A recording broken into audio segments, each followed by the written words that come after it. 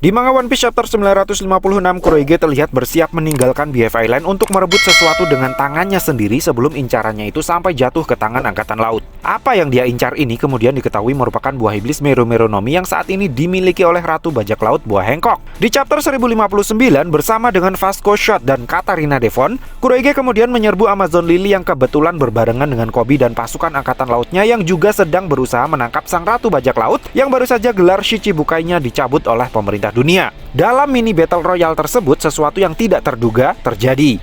Kurohige harus bertarung melawan senjata terbaru angkatan laut yang disebut dengan Seraphim sebelum akhirnya dirinya berhasil menangkap dan melumpuhkan Buah Hancock. Namun kedatangan Silver Rayleigh di akhir-akhir pertempuran membuat situasi menjadi semakin tidak menguntungkan baginya. Ditambah lagi, menurut penuturannya Buah Hancock, meski Kurohige bisa merebut paksa kekuatan Meru Meru no Mi dari tubuhnya, dia tetap tidak akan bisa menggunakan kekuatan buah iblis tersebut karena kekuatan Meru Meru no Mi ternyata butuh seorang user yang cantik luar dan dalam agar bisa digunakan secara optimal. Kondisi kikuk semacam itu pun akhirnya berhasil menemukan titik terang dengan sebuah win-win solution dari Kapten Koby, yang pada manga One Piece chapter 1088 terungkap bahwa Koby menawarkan dirinya sebagai pengganti dari 800 marinir dan sebuah kapal perang yang akan Kurohige angkut ketika akan meninggalkan Amazon Lily.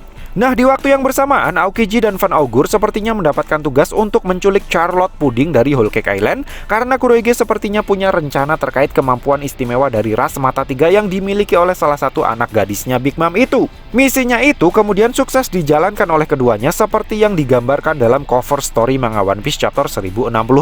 Kemudian di chapter 1080, alasan kenapa Kurohige mau-maunya menukar sekompi marinir dan sebuah kapal perang dengan seorang Koby akhirnya terungkap.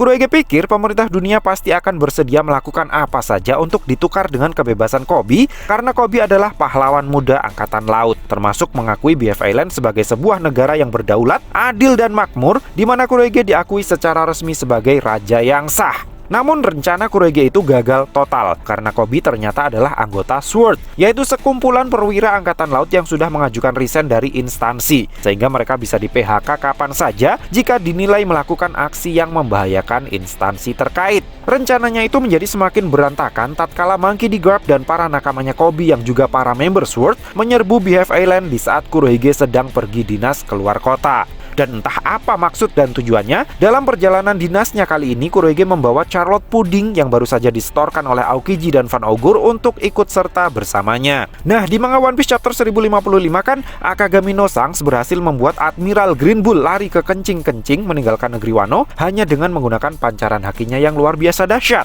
Awalnya saya sempat bingung untuk apa Shanks pergi ke negeri Wano dengan personil lengkap jika mereka tidak melakukan apa-apa saat Luffy dan kawan-kawan sedang mati-matian bertempur melawan Kaido. Namun kemudian di manga One Piece chapter 1079, kebingungan saya itu akhirnya terjawab. Kelompok bajak laut Akagami sengaja kongkow di perairan Wano karena Shanks sempat menduga kalau Kurohige mungkin akan datang untuk menodai pertempurannya Luffy versus Kaido. Namun ternyata dugaannya Shanks itu meleset. Kurohige sama sekali tidak mendekati Wano dari awal sampai akhir pertempuran. Tapi bukan karena dia sedang sibuk mencari tempat di mana bisa membeli cover radiator motor matic yang bisa berputar-putar seperti yang sempat saya beritakan di video review sebelumnya loh ya. Karena dia akhirnya sudah tahu kalau cara belinya tinggal klik link produk yang sudah saya sisipkan di kolom deskripsi. Nah, karena tahu cara belinya ternyata segampang itu, Kurohige jadi sekalian beli umbul-umbul dan bendera merah putih untuk ikut merayakan hari ulang tahun Republik Indonesia yang ke-79 yang akan jatuh pada tanggal 17 Agustus 2024 nanti. Balik lagi ke pembahasan. Kurohige yang licik ternyata memilih untuk menunggu mangsanya di Winner Island karena dia yakin salah satu dari kelompoknya Luffy, Law atau Kid pasti akan ada yang lewat di sana begitu mereka memutuskan untuk keluar dari negeri Wano karena pulau selanjutnya yang ditunjukkan oleh log post dari negeri Wano adalah Elbaf, Winner Island, dan Egghead Island. Dan pucuk dicinta ulam pun tiba. Mangsa yang datang menemui Kurohige ternyata adalah kelompoknya Trafalgar Law bersama dengan Van Augur, Dockyu, dan Jesus Burgess serta Charlotte Pudding yang dia kurung di dalam kapal induknya. Kurohige sukses menghancurkan kelompok bajak laut tersebut dan merampas 3 salinan Red Poneglyph yang mereka bawa.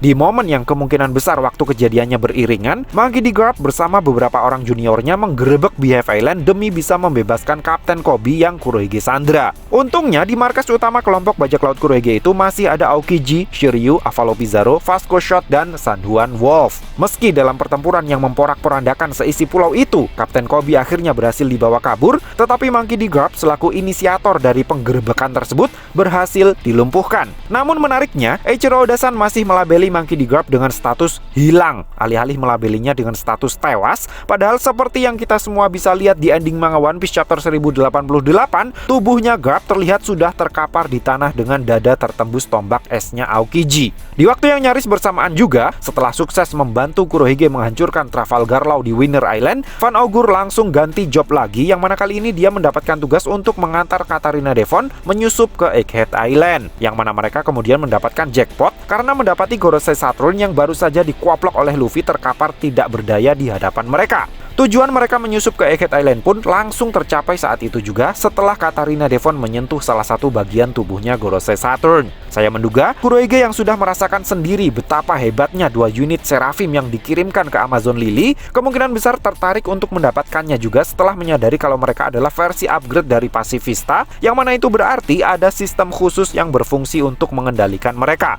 Oleh karena Katarina Devon memiliki kemampuan buah iblis Mythical Zoan QB yang bisa mengcopy wujud seseorang, maka ditugaskanlah dia bersama dengan Van Augur untuk mencuri sistem kendali tersebut dari laboratoriumnya Vegapunk di Egghead Island. Mungkin awalnya yang ditarget oleh Devon adalah Vegapunk, namun dalam perjalanannya mereka justru menemukan mangsa yang lebih besar, yaitu pemegang otoritas tertinggi atas para Seraphim, Gorosei.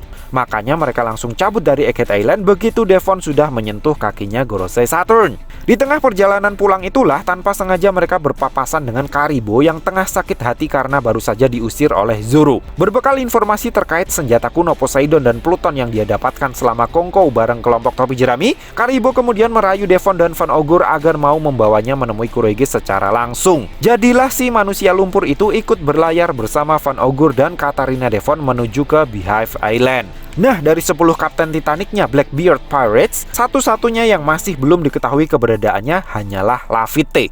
Kira-kira kemanakah dia ditugaskan? Oleh karena Laffy pergi sendirian dan dia juga punya spesialisasi di bidang hipnosis, saya menduga saat ini dia sedang diberi tugas oleh Kurohige untuk melakukan penyusupan seperti saat dia nyelonong masuk ke Marijoa di manga One Piece chapter 234. Dan karena pada manga One Piece chapter 1081 saat kelompok Kurohige mencoba merekrut Aokiji, mereka sempat membahas tentang pria dengan luka bakar. Saya pikir tugas yang diemban oleh Laffy ini akan berkaitan dengan sosok tersebut, di mana hampir mayoritas dari para fans One Piece menduga kalau pria dengan luka bakar tersebut saat ini sedang berada di Elbaf. Bahkan tidak menutup kemungkinan alasan Shanks tidak mengambil salinan Red Poneglyph dari kelompok bajak laut Kid sebelum dia menenggelamkan mereka adalah karena Shanks sudah bertemu dan berbicara langsung dengan si pria dengan luka bakar itu. Namun untuk lebih lengkapnya akan saya bahas di video selanjutnya yang akan membahas tentang pergerakan kelompok bajak laut Akagami. Nah, kembali ke Laffy dan pria dengan luka bakar tadi. Ada kemungkinan kalau si pria dengan luka bakar ini saat ini berada di bawah perlindungan Raja Loki dari kerajaan Elbaf. Sehingga misi infiltrasi yang dijalankan oleh Laffy kemungkinan besar adalah menyusup masuk ke lingkar 1 istana kerajaan Elbaf untuk bisa bertemu langsung dengan Raja Loki. Di mana skenario terburuknya adalah saat ini dia sedang melancarkan speak iblisnya untuk tidak hanya mengorek informasi tentang si pria dengan luka bakar, tetapi juga mengompori raja yang cintanya pernah ditolak oleh Lola ini untuk memulai pertempuran terbuka melawan pemerintah dunia. Tujuannya jelas untuk membuat kekuatan tempur pemerintah dunia jadi semakin melemah, sehingga Kurohige bisa memanfaatkan situasi tersebut untuk mewujudkan cita-citanya sebagai penguasa dunia. Lalu jika nanti informasi tentang keberadaan senjata kuno Pluton dan Poseidon yang dibawa oleh Karibo akhirnya sampai juga ke telinga Kurohige, maka karpet merah bagi Kurohige untuk menjadi penguasa dunia semakin terbuka lebar. Namun saya yakin Akagami no Shanks saat ini pasti sedang bergerak untuk mengganggu dan menggagalkan rencana iblisnya Kurohige itu. So, piye menurutmu cah? Terima kasih sudah mampir ke channel kami. Jangan lupa like, share, dan subscribe jika menurut kalian video-video kami cukup menarik untuk ditonton. Sampai ketemu lagi dalam video kami yang berikutnya, and matur nuwun.